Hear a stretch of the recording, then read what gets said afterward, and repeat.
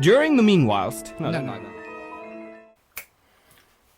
I'm very good, wasn't it? Well, hello, it's Dexter and me, and welcome to this, our first little advent calendar film for Christmas 2022.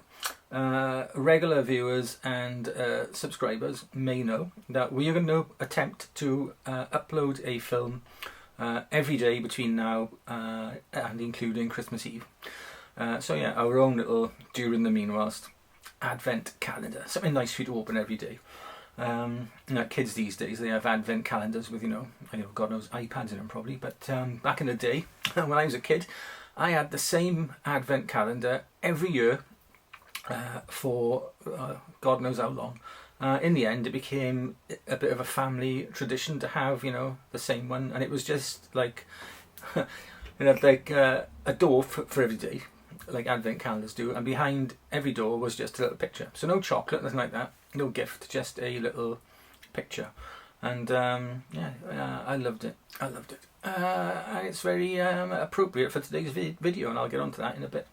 Going back to the introduction anyway to today's video, who, if you live in the UK, that is, can forget Alan Wicker and Wicker's World? If you're of a certain age.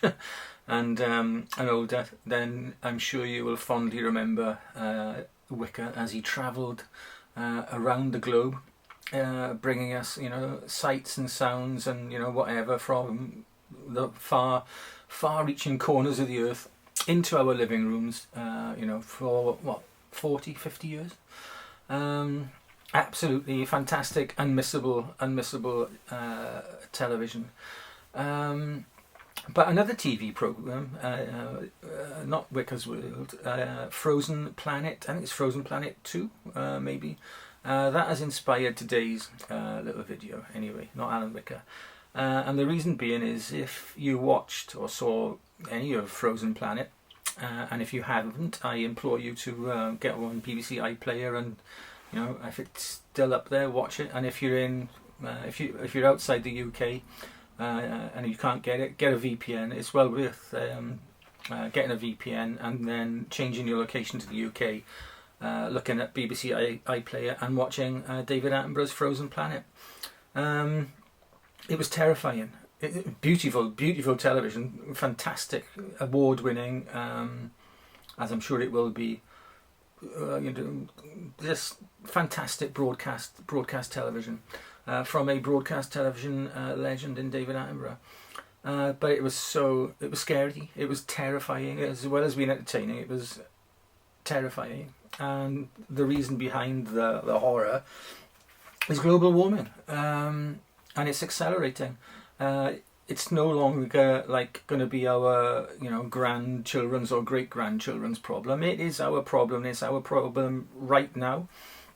It's kind of like the butterfly effect. An insect in Antarctica or the Arctic is affected by something, and then way down the food chain or whatever, it's us. They have to put up with the devastation.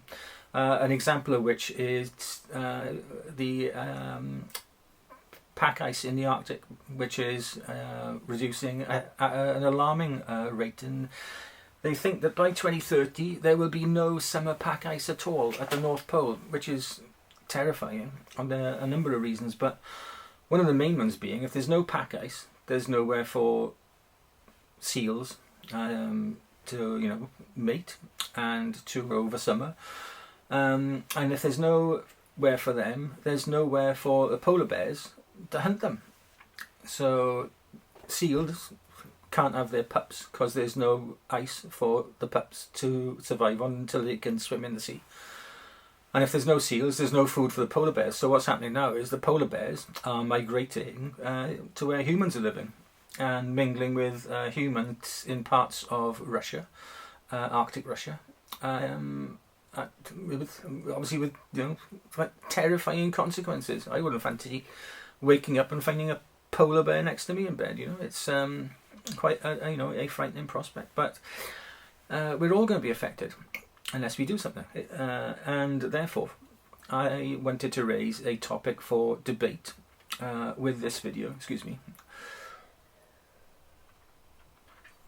and that is whether, as landscape photographers, we should love and respect our landscape and our environment, obviously, but should we then travel to take pictures?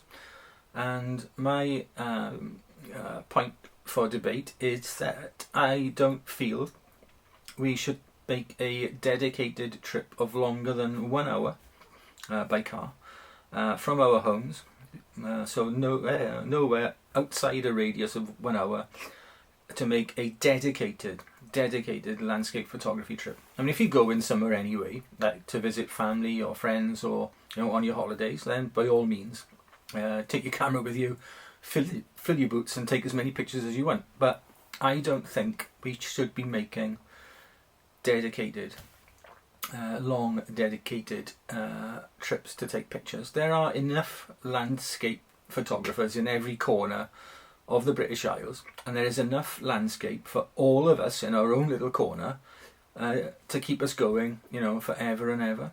And in fact, since I stopped travelling some time ago, I find it more of a challenge. It's more enjoyable to seek out something different.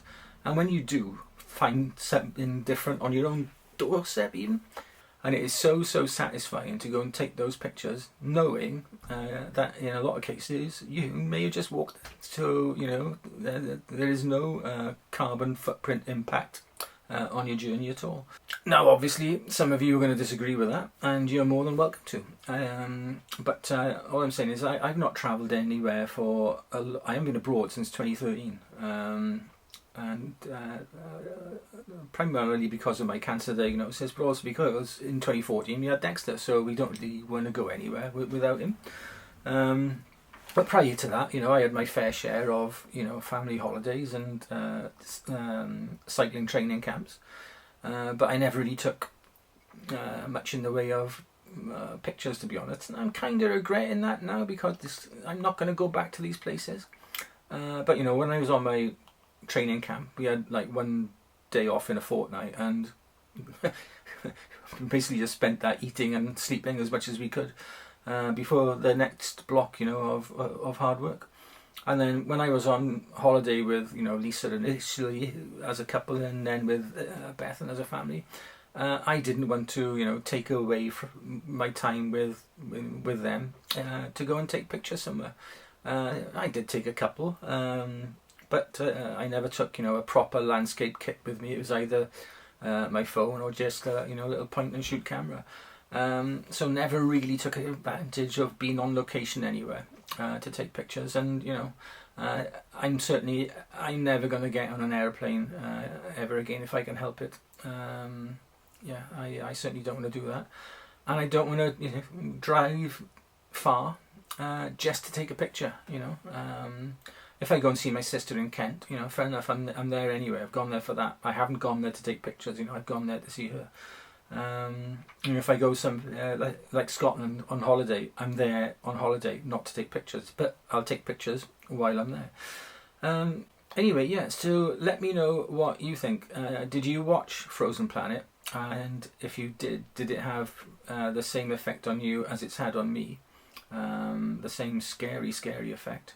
So let me know in the comments. Do you agree with my argument, or do you disagree? So all input is welcome, but be nice, okay? If you can't be nice and respect other people's views, whatever they are, and debate in a forceful, if you like, but polite way, then don't post, okay? So I'll just remove them. All right. So the mantra of this channel is be nice. So if you can't be nice, don't post something. All right. Well, there we are then. That is it for this first little advent calendar film. So let me know what you think in the comments below, and we will see you on the next one tomorrow. Okay, all the very best. Bye bye.